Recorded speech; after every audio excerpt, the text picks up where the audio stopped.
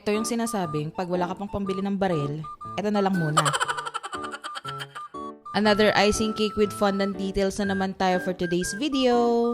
Sa mga hindi po pamilyar, yung gamit ko po dyan na Rice Krispies ay busa po ang tawag dyan. Para lightweight lang po siya pag itinap na natin sa icing cake. Bale dito, fondant na walang Tylose powder na lang yung nilagay ko sa kanya para mapagkapit-kapit ko siya ng ganito. And then, para dun sa cover ng grenade natin, nilagyan ko na siya ng konting Tylose powder. Nakakatuwa lang to kasi very manageable pa siya kapag hinuhulma ko siya sa shape na gusto ko kasi nga wala pang fondant or wala pang Tylose yung ginamit ko sa kanyang fondant. So after nito, set aside na lang muna natin siya para mag-set and then gawin ko naman yung mga bullets. Bale, nag-roll lang ako dito ng isang haba and then kinat ko lang siya doon sa size na base sa haba ng ating mga bullets. And then, pinoint ko lang siya na ganyan.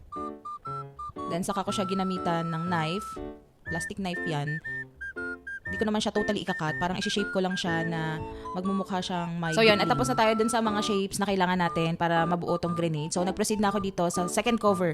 At para sa fondant color black na yung nilagay ko dito. At hindi na ako nagkulay kasi meron ng available na color ang ating Sugar King fondant which is black. And then para mas ma-enhance pa yung shape ng ating grenade, ginamitan ko siya ng tool na to. Hindi ko lang alam kung anong tawag dito pero ginamit namin to nung umattend kami ng class with Ma'am Maddie. And para sa final detail ng ating granada, nag-cut lang ako dyan. So kung makikita nyo, may molder talaga ako nyan, pero yun ay pang 2D lang.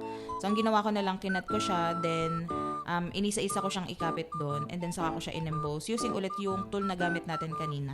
Pero in case na wala po kayong ganitong tool, okay na din po yung Dresden tool. Kasi yun naman po talaga ang karaniwang ginagamit kapag po nag-shape tayo ng ganyan. Yan, and para sa other details, nag-cut lang ako dyan, and then ginamit ko yung mga piping tip natin para mas round or makuha natin yung bilog na gusto natin. Bale, 2 sizes yon, isang malaking piping tip and isang maliit. And here's the final look ng ating 3D cake topper.